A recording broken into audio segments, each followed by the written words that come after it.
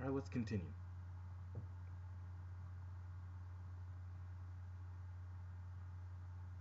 So Vaughn and I chose NISM because the overall topic of the conference was deaf sports history.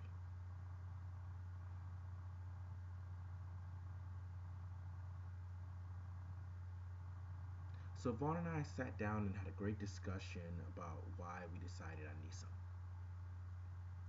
What was impressive and important to us was not only was he from Wisconsin, but that he graduated from Gallaudet University.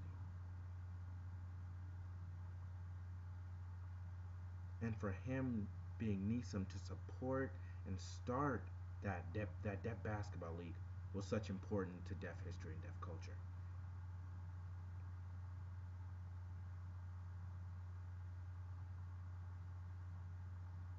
And to add to his history and legacy, he was the first deaf coach. And we really wanted to show the world his influence. Because a lot of times when we think about deaf history, NISM isn't brought up. And he really brought a lot to the deaf community and akin to sports.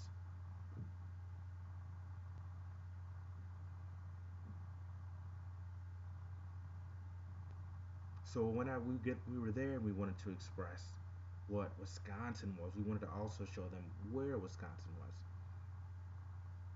So at first we stuck to fingerspelling Wisconsin.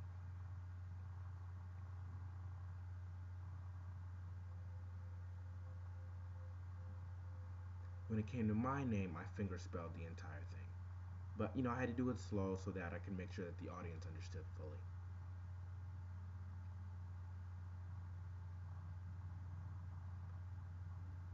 So it took about a year for them to approve of us. And after we got that official approval, we took months to really do the research. Talking to Gallaudet, talking to the residential school here, talking to family and friends, and then after all that, we sent that information off for approval.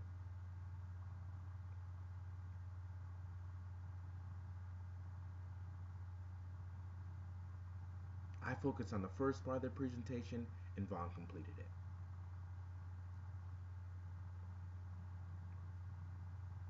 So NISM was born October 1st of 19.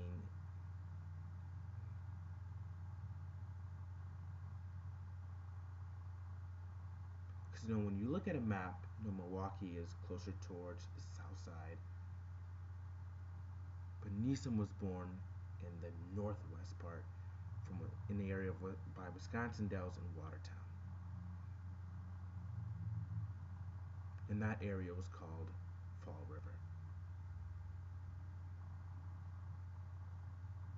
And it's pretty close to Columbus.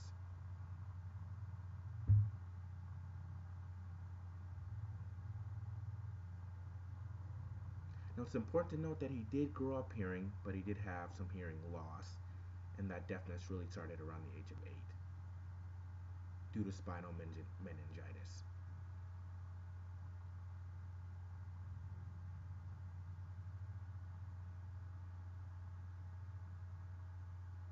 Now I wanted to make sure I showed them a map of our nation and where Wisconsin was.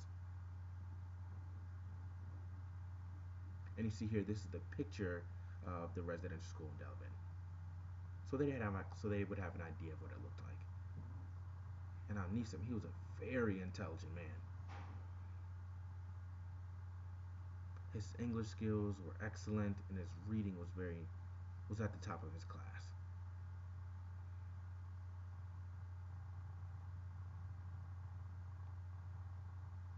So now I'm going to talk about the timeline of NISM.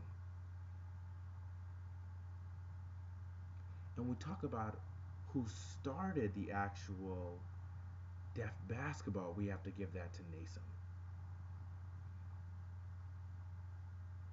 He really developed that, Dr. James Naismith.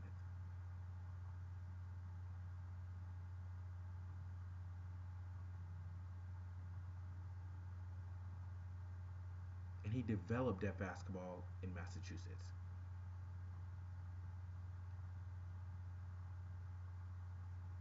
So in the fall they had basketball, And in the spring they had baseball, but when they thought about the winter time, a lot of times the students didn't have too much to do.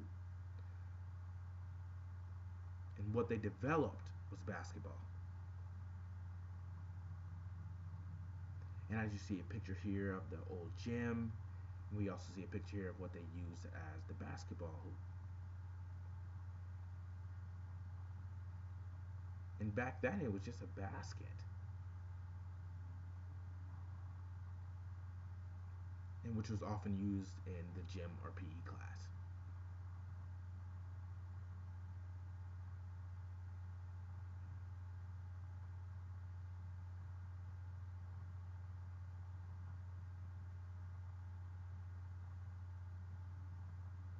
And they used some tools that were actually used in gymnastics.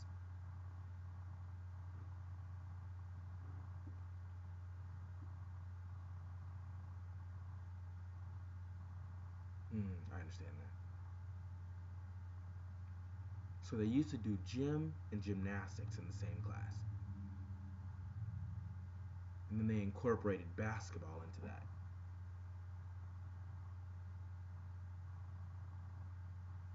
Because it started out as a square, but as we recognize now, it's a rectangle.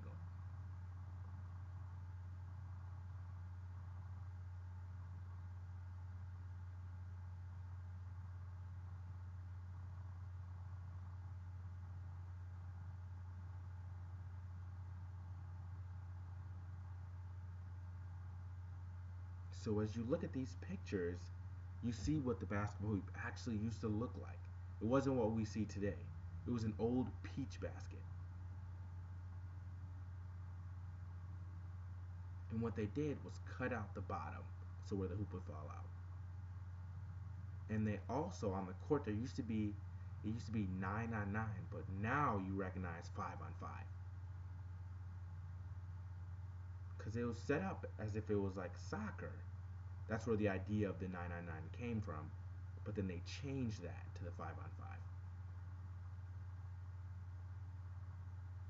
Because you think about it, as soccer, you put the ball on the ground, but in basketball, they changed it so you could use your hands. And you couldn't dribble. You had to pass to each of your players, and when the person was the closest to the hoop, they could score 1 point. And now it's 2 points, and you can also get 3 points. But back in the day, it was only one. That's how they had the rules set up during that time.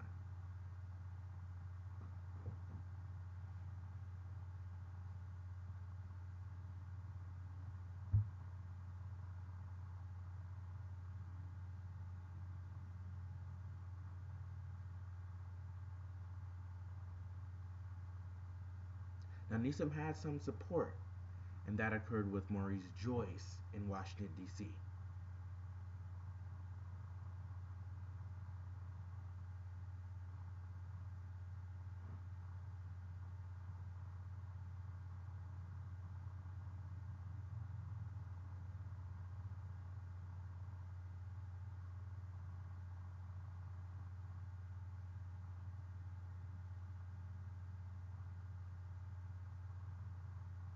And Maurice Joyce contacted Neeson, and they had discussions back and forth about the game. And this was around 1872. And what was interesting about their discussions was they discussed changing the 9 versus 9.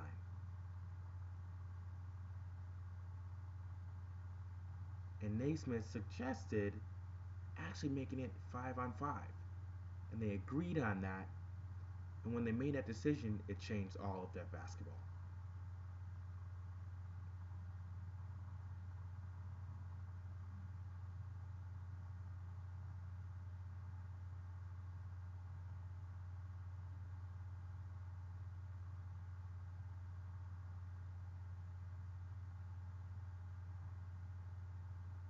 So do you guys remember YMCA's?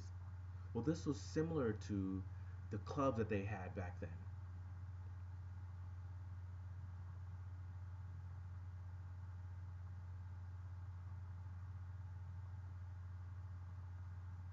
And this is similar to athletic clubs today, following that vein.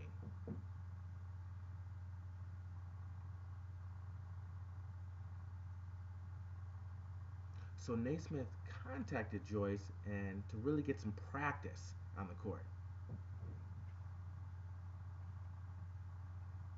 So Naismith really had an important part when it comes to the history of deaf basketball. And he had, even more so, he had an influence on Neeson's life.